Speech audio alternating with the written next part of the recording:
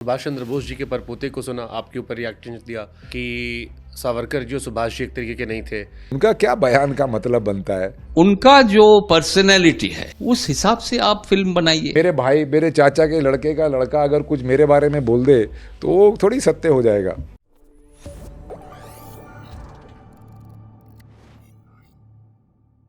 But जैसे आपको मैं सुन रहा हूँ, मैंने सुभाष चंद्र बोस जी के परपोते को सुना, आपके ऊपर रिएक्शन दिया कि सावरकर जी और सुभाष जी एक तरीके के नहीं थे। भगत सिंह की आइडियोलॉजी अरे दुनिया वो कहती है कि जब अलग वो तरीके से थी। बीजेपी में थे तब वो अलग बात करते थे, अब बीजेपी से पता नहीं अलग हो गए हैं तो अलग बात करते हैं। तो इनका तो उनका क्या लेना था? वो तो पोते हैं उनके, यार। जो भी पोते पड़पोते उनके भी नहीं है, उनके चाचा ताऊओं के हैं। उनका क्या बयान का मतलब बनता है? ठीक है, हम आगे बढ़ते हैं। मेरे भाई, मेरे चाचा के लड़के का लड़का अगर कुछ मेरे बारे में बोल दे तो वो थोड़ी सत्य हो जाएगा। तो यू बिलीव सावरकर जी को ज्यादा बदनाम किया गया, उनकी अच्छाइयों को छिपा दिया गया, बदनाम किया गया आपके हिसाब से? या बिल्कुल, बिकॉज ऑपोजिंग फोर्स थी वो। एक कांग्रेस की ऑपोजिंग फोर्स थी, वही थे जो खड़े रहते थे कांग्रेस के अगेंस्ट। इसलिए और जब आप अगर देखें जब गांधी जी की हत्या हुई उसके अंदर सावरकर जी का कोई लेना देना नहीं था, क्योंकि मेन बात तो ये कि सावरकर जी इतने इंटेलिजेंट थे कि अगर उनका कुछ लेना देना होता तो वो अपने हिंदू महासभा से जो पहले जुड़े हुए लोगों थे उनको नहीं बोलते, गोडसे जी को नहीं बोलते वो। तो जब उनकी हत्या हुई, भी लोग एतराज करेंगे आपने गोडसे जी बोला है, कई लोग। भैया, मरने के बाद सब महात्मा बन जाते हैं यार, किसी को इज्जत देने में क्या प्रॉब्लम है? वो भी इंसान थे। तो जो उनकी जो वो थी, जब उनकी हत्या हुई तो पहले जो डिक्टेट गया था होम मिनिस्ट्री से वो था कि सावरकर जी बहुत बड़े, इनको अगर बिना सबूत के अरेस्ट नहीं किया जाए। फिर दोबारा एक मीटिंग के बाद दोबारा डिक्टेट गया कि इनकी हिस्ट्री देखते हुए इन पे शक जाता है, इनको अरेस्ट कर लो। वो नहीं प्रूव कर पाए कोर्ट में। पर उससे हुआ क्या? सावरकर जी को अगर वो नहीं घसीटते इसमें तो गोडसे ने गांधी जी को मारा। पर सावरकर जी को घसीटते ही वो हेडलाइन बदल गई, बोले हिंदुओं ने गांधी जी को मारा।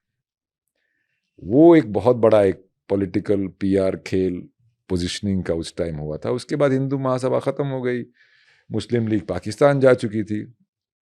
1952 में अनअपोज्ड जीते, अनअपोज्ड। पहला इलेक्शन 1952 में हुआ था।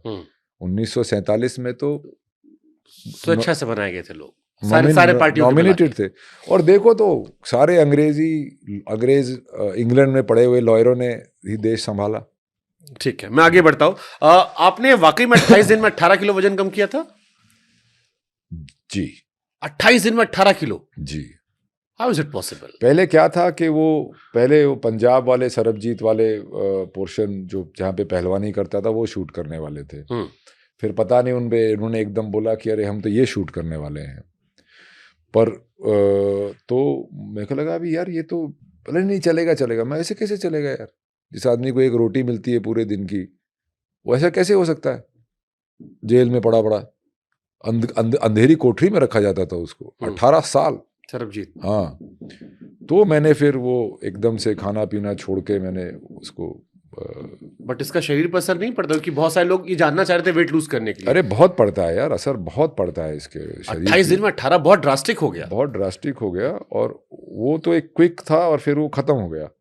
सावरकर में तो मुझे और भी फर्क पड़ा, बिकॉज मैं 1.5 साल तक अंडरवेट रहा। मैंने देखा वो जो एंड का सीन आता है, एकदम शरीर पूरा पुपला हो गया है। हाँ, तो 1.5 साल तक मैं उसमें था। तो उसके बाद क्या होता है कि फिर आपकी ना एक because of malnutrition, basically body के अंदर मैल न्यूट्रिशन की वजह से ही पतला होता है ना आदमी। तो अपने आप को मैल न्यूट्रिशन में डालना पड़ता है। तो उससे बॉडी को फर्क पड़ता है यार, क्यों नहीं पड़ता? तो बहुत सारे लोगों ने पूछ लीजिएगा, आप तो माशाल्लाह 48 में भी हॉट लग रहे हो, अगर उनको थोड़ा अच्छा लगना हो तो कैसे वेट लूज करें? देखिए, हमारे हिंदू उसमें भी होता है और ये रमजान में भी होता है व्रत का।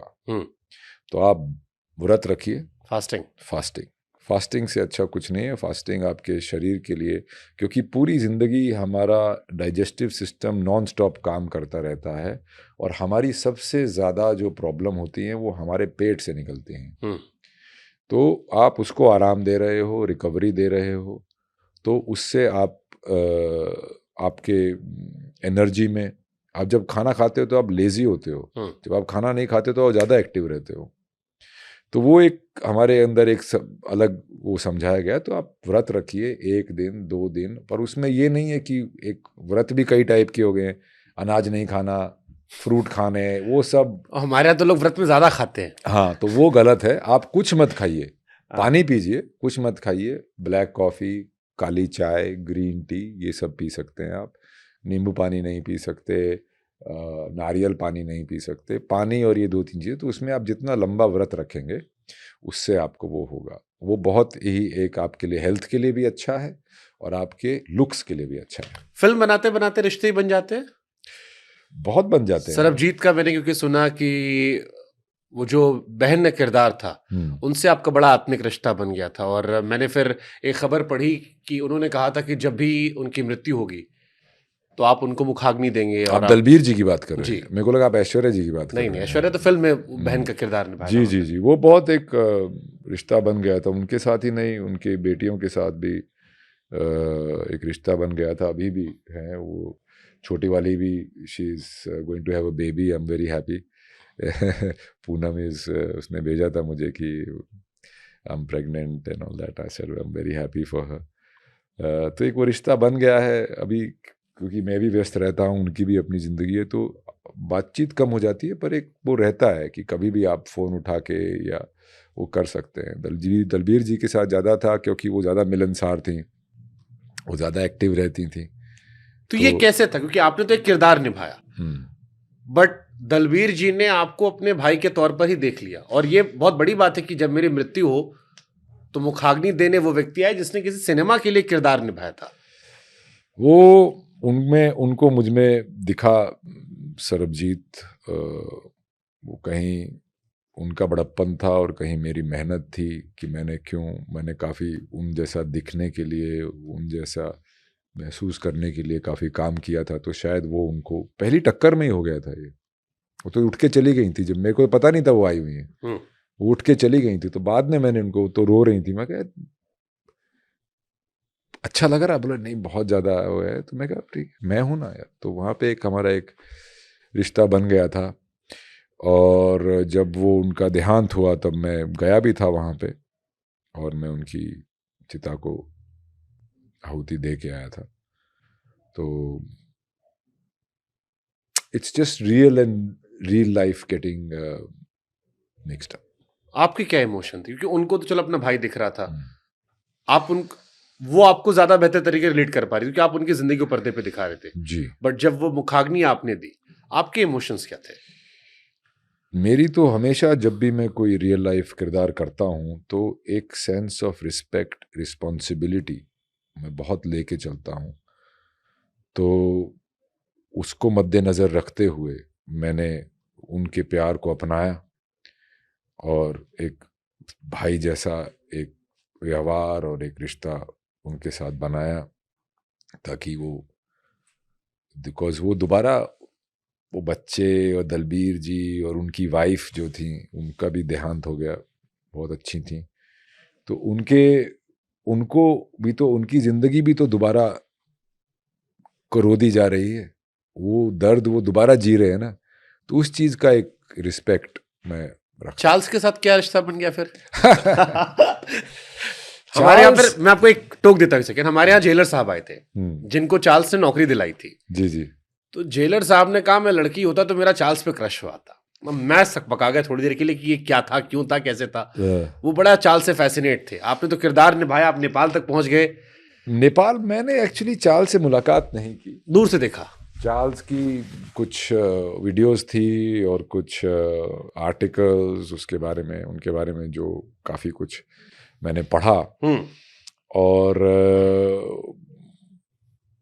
मुझे बहुत फैसिनेटिंग लगा वो कैरेक्टर, और उनके ऊपर पिक्चर काफ़ी सालों से आमिर खान से लेके जैकी श्रॉफ, ये वो बहुत लोगों ने उनके ऊपर पिक्चर बनाने की कोशिश की, पर उनके ऊपर पिक्चर बनाना नामुमकिन था क्योंकि उनकी लॉयर बहुत ही एक बड़ी हस्ती की वाइफ हैं, डेंजरस हस्ती की, जिससे कि वो जब वो भेजती हैं नोटिस तो फिर सबकी फट जाती है।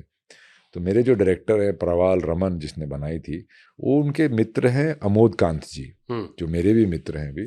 तो वो थे investigating officer at that time. तो उनके राइट्स लेके, इसलिए पिक्चर का नाम चार्ल्स एंड मैं और चार्ल्स है। तो मैं उसमें अमोद कांत जी का कैरेक्टर है जो आदिल हुसैन ने प्ले किया था। तो हमने उनके राइट्स लेके पिक्चर बनाई, तो कोई कुछ कर नहीं पाया, तो हमने भी चार्ल्स वाली चाल चार्ल्स के साथ खेल दी। तो वो सब किया हमने। फिर उसके बाद देन उसमें करते वक्त एक बड़ी असमंजस सी आई कि हमने पिक्चर शुरू कर दी और हर सीन में हम ऐसे बात करके हमने किया था। तो फिर मैं उसको एक दिन पूछा डायरेक्टर से कि मैं कहा यार चार्ल्स कौन से सीन में चार्ल्स है, सच्चाई कौन से सीन में बोल रहा है, जो इफेक्ट के लिए नहीं बोल रहा है, मैनिपुलेशन के लिए नहीं बोल रहा है, वो कौन से सीन में बोलता, मुझे भी नहीं पता। तो वो फिर that became the basis of our character, जो कि एक सच्चाई शायद चार्ल्स ने भी अपने बारे में नहीं सोची होगी।